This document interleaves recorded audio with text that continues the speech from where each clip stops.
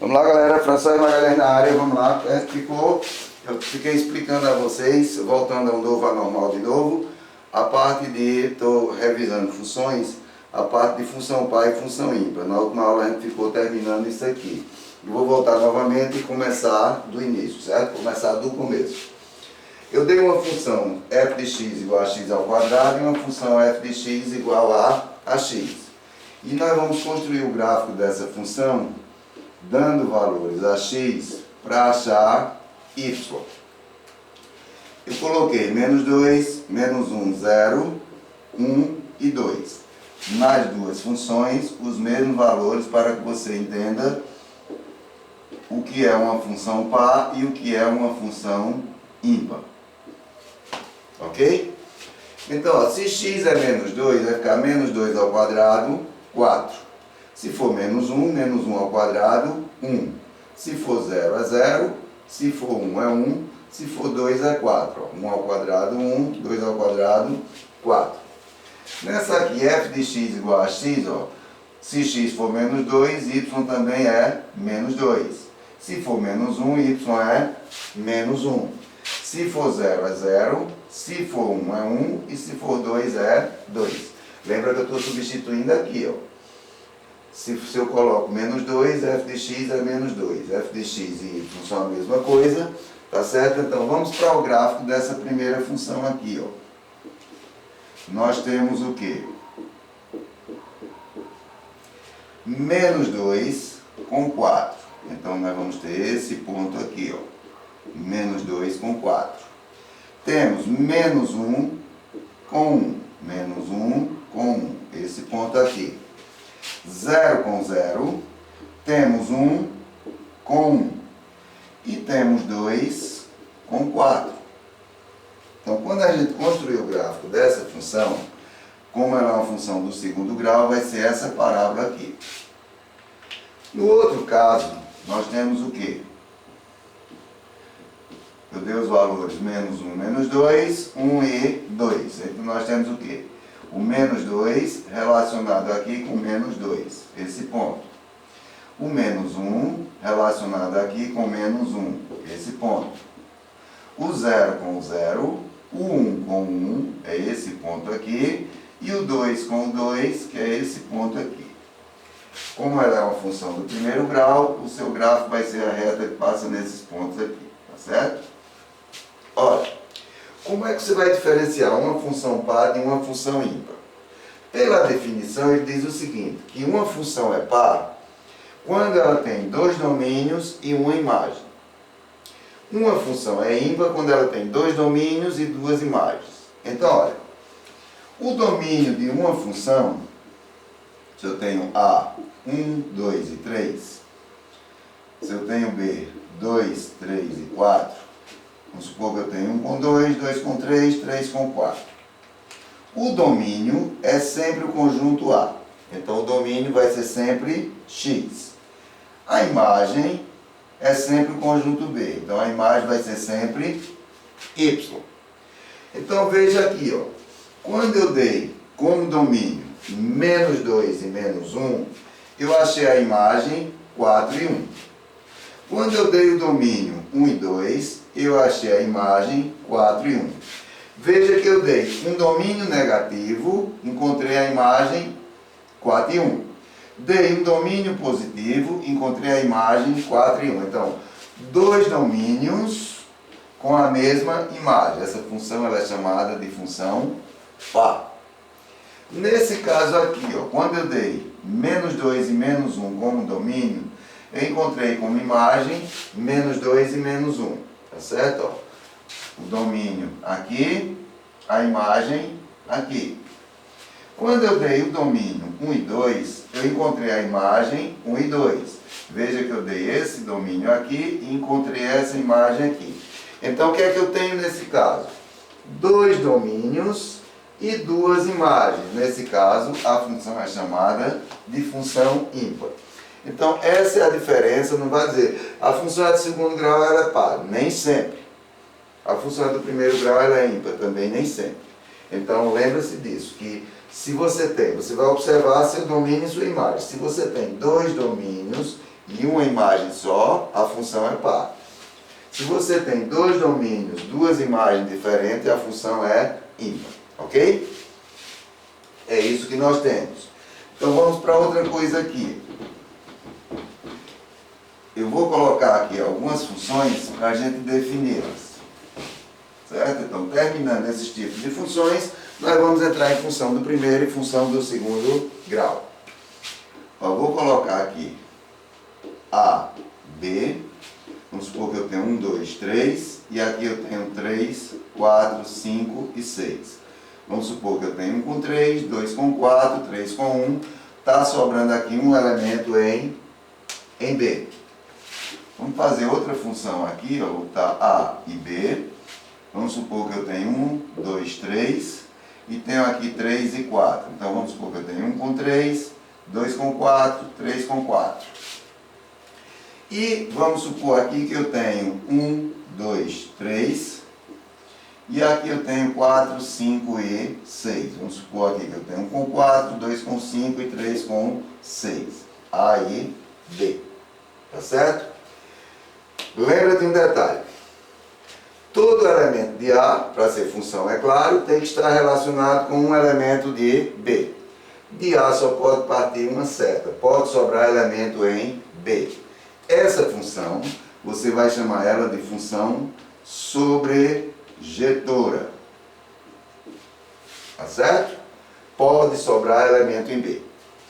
Aqui não vai sobrar elemento em B, mas eu posso ter dois elementos de A relacionados com um de B.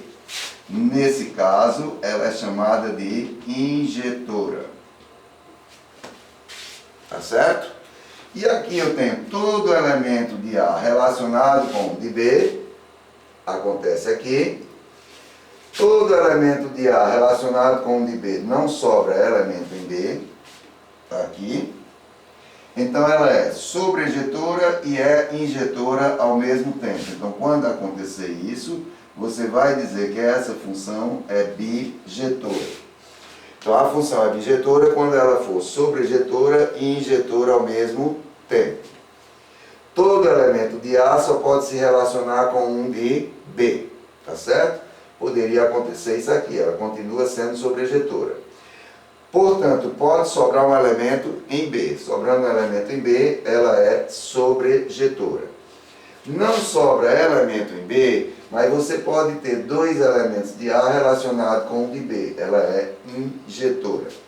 E a mesma coisa, ó, todo elemento de A relacionado com o de B, não está sobrando elemento em B, ela é sobrejetora e injetora ao mesmo tempo, então você vai dizer que ela é bijetora.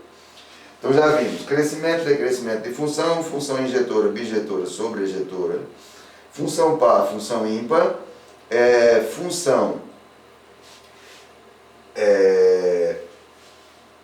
crescente e decrescente, e vamos entrar agora na função inversa, que a gente vai chamar de função inversa. Eu vou dar aqui alguns exemplos e a gente vai calcular as inversas dessas funções. Vamos supor que eu tenho f de x igual a x mais 2. Vamos supor que eu tenho f de x igual a 3x mais 1 sobre 5. Vamos supor que eu tenho f de x igual a x mais 2 sobre 3x menos 1. Tá certo? Eu quero calcular as inversas dessas funções. Olha, quando ele chamar a inversa, vai aparecer um menos 1 aqui, ó. A inversa dessa função vai ser f de menos 1. Tá certo? Como toda função a gente define como y igual a x mais 2, é a mesma coisa que você colocar f de x e y, são iguais. Na função inversa, você vai trocar o x pelo y. Então, ó, no lugar do y eu coloco um x, no lugar do x eu coloco um y. Então vai ficar x igual a y mais 2.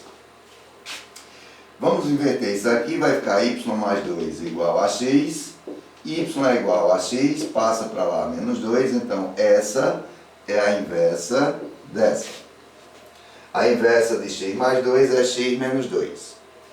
Aqui, onde tiver, eu vou ter y é igual a 3x mais 1 sobre 5, certo? Então nós vamos substituir, vai ficar x é igual a 3y mais 1 sobre 5. Fazendo uma proporção aqui, ó, nós vamos ficar com 3y mais 1 igual a 5x, porque aqui o valor é 1. 3y é igual a 5x, passa para lá menos 1, y é igual a 5x menos 1 sobre 3. Essa função aqui é a inversa dessa função aqui. Ok? Vamos para cá. Y é igual a x mais 2 sobre 3x menos 1. Vamos fazer a proporção, como fizemos na outra. Y vezes 3x menos 1 igual a... Não, primeiro vamos substituir, estou errado. Onde tiver y eu coloco x, onde tiver x eu coloco y. Ok? Vou fazer essa troca. Vamos fazer a proporção agora, vai ficar x vezes 3y menos 1 igual a y mais 2. X vezes 3y dá 3xy. X vezes menos 1 dá menos x igual a y mais 2. 3xy, vamos trazer de lá menos y, é igual, vamos passar para lá mais x e mais 2. Como aqui eu tenho y e y, vamos colocar em evidência, vai ficar 3x menos 1 igual a x mais 2.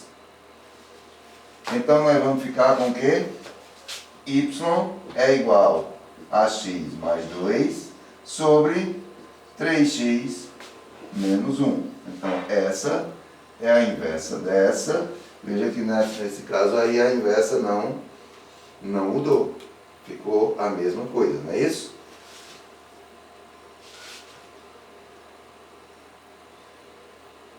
Ok. Vamos para a função composta. Então, lembra que a inversa é só você trocar o y pelo x.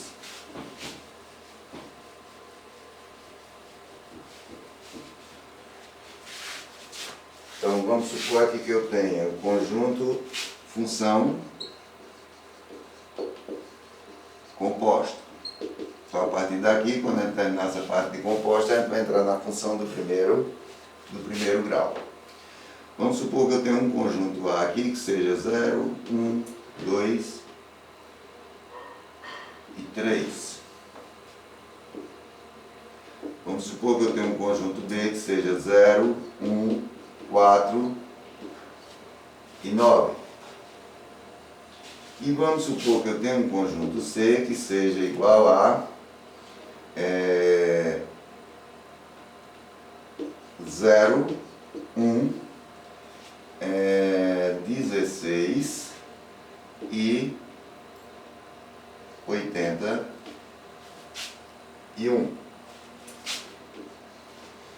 Tá certo? Vamos supor que eu tenho esses três conjuntos.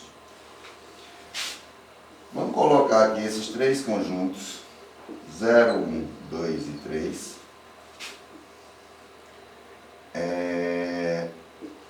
B, 0, 1, 4 e 9. E o conjunto C, 0, 1, 16, 81. Tá certo? Então veja só. Se eu relacionar 0 com 0, 1 com 1, 2 com 2, 2 com 4 e 3 com 9. Vamos supor aqui que eu tenha essa função y é igual a x, e essa função aqui vai ser y igual a x ao quadrado, a definição dela. 0 ao quadrado 0, 1 ao quadrado 1, 2 ao quadrado 4, 3 ao quadrado 9. Vamos supor agora que eu tenho 0 com 0, 1 com 1, 4 com 16, 9 com 81. Veja que eu tenho essa função. Essa função aqui é chamada função de A em B. Essa função aqui vai ser a função de B em C. Ok?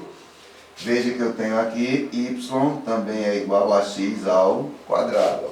0 ao quadrado, 0. 1 ao quadrado, 1. 4 ao quadrado, 16. 9 ao quadrado, 81. Se eu relacionar aqui, ó, 0 com 0, 1 com 1, 2 com 16 e 3 com 81. Essa eu vou dizer que vai ser a função de A em C. Tá certo? A função de A em C, veja agora que vai ser y é igual a x elevado a quarta.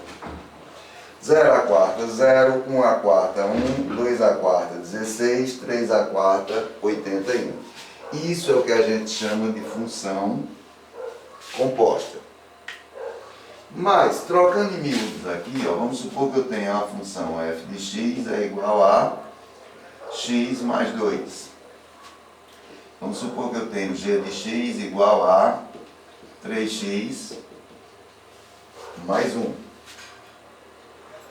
Se eu quiser a função f de g de x, tá certo? A gente chama função composta f em g. O que é que nós vamos ter? Na função f, que é x mais 2, nós vamos substituir o x pelo g de x. Veja que o x está entrando no lugar do g de x. Vai ficar o quê? 3x mais 1, veja que eu estou substituindo aqui o x pelo g de x mais 2, que vai ser igual a 3x mais 3. Essa é a função de f em g.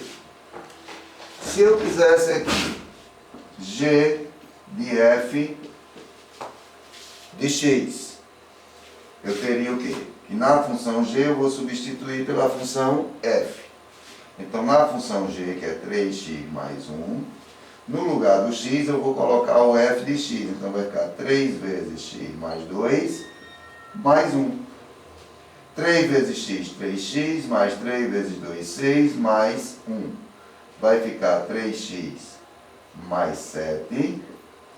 3x mais 7 é a função g de f de x. Essa é o que a gente chama de função composta.